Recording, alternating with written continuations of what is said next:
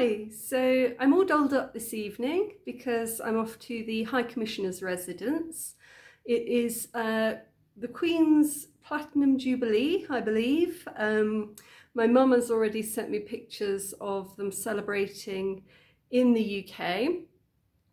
And here in Rwanda, we don't really have an expatriate community like you find in Kenya. There's sort of Kenya, you tend to find very strong expat communities. We don't really have that here in Rwanda. I think we're a bit more integrated into general society.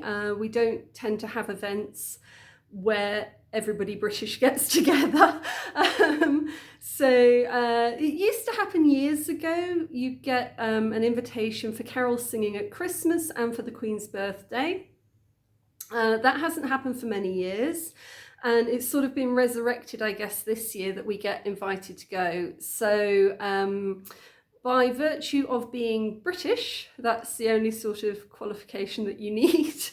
You get an invitation to the Queen's Jubilee celebration. So that's where I'm off to tonight. I'm not entirely sure whether or not I can take pictures when I get in there. I know when you go to events at the embassy, you have to leave your telephone at reception usually. So I don't know if it's the same tonight.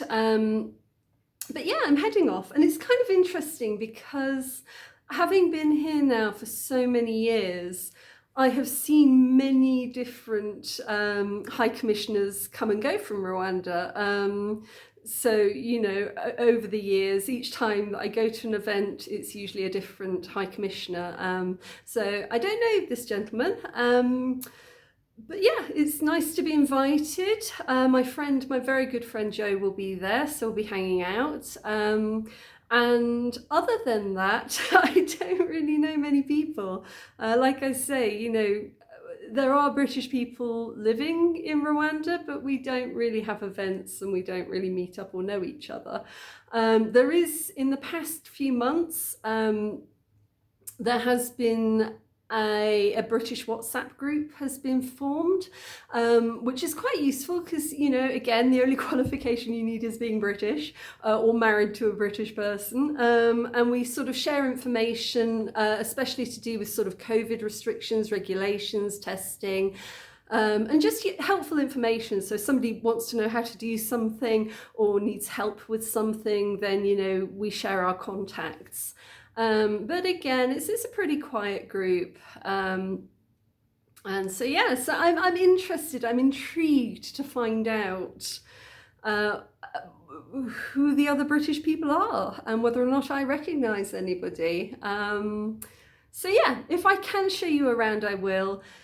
More likely than not, I won't be able to. And whatever I do show you will probably be a bit rocky because I'm taking this tiny little clutchy bag with me. I usually carry around a sack with like everything in the kitchen sink in it, but tonight I'm taking a little clutchy bag, so I can't take my selfie stick with me. But if I can show you around, I will show you around or take some photographs, and if not, I will tell you all about it afterwards.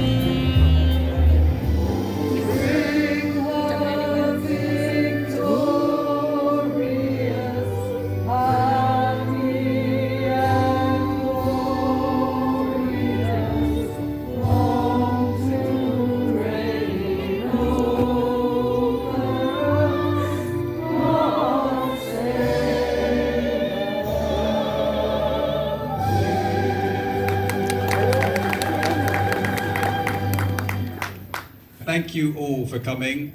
My name is Omar Dayer and I'm the British High Commissioner to Rwanda. If I haven't met you yet this evening, please come and find me while we're in the reception later on. You can spot me as the person in the bright orange jacket.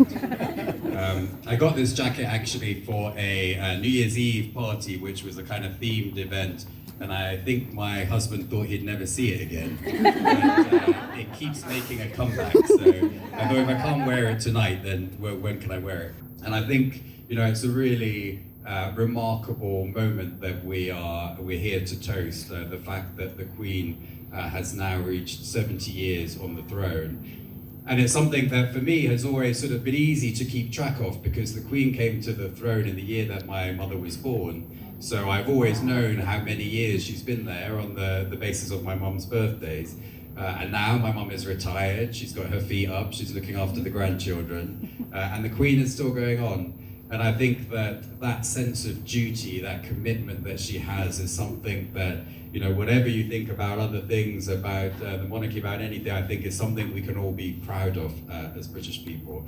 And something that in every country that I've been to, including here and including in Burundi, where I've just been for IQVP there, people really recognize and people really celebrate and people really respect what she's done and the way that she's done served her country. And I think in this time that we're all going through with so much change and so much chaos or difficulties that we've had over recent years, this sense of stability and continuity and confidence that she instills is something that I derive a lot of motivation and inspiration from. And there's something that Her Majesty has that is this ability that in the face of overcoming politics, overcoming geography, just to really touch the lives of millions of people. So I just wanted us to all be able to get together this evening to recognize that and to toast that. So I would invite you all, please. I hope you have glasses. To please raise your glass to Her Majesty the Queen. The Queen. Cheers. Cheers.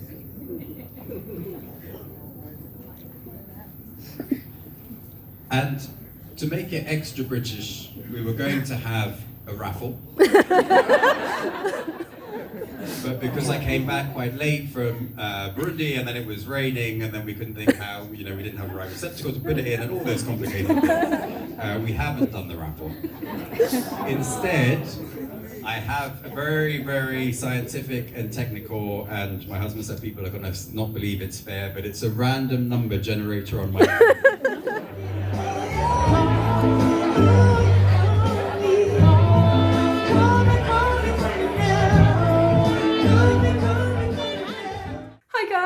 So I'm home already. It's only 8:30, so it wasn't a late night. It started at 6. It's still going on, but I was getting a lift home with my friend, so I left a bit early.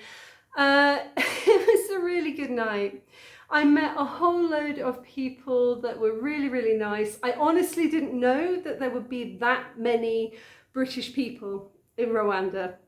Kigali is a bit of a village, so it was kind of crazy to find so many British people. I mean, you saw in the video, it's like, where do all of these people come from? Because, I've not met most of them ever before. So yeah, no, it was really good fun. Lots of free alcohol. Which it's a hell of a treat for us. I've still got a bit of a volunteer mentality because when I first came here 15 years ago, I was a volunteer, and all of those of us who are still here, who used to be volunteers, we still have that volunteer mentality of, ooh, free alcohol, ooh, free food, we will turn up for that. So I'm a bit sweaty as well. I sweat a lot anyway, but it's about 20 degrees still. At 8:30 at night. So yeah, it was a really good night. There was cake, there was gin.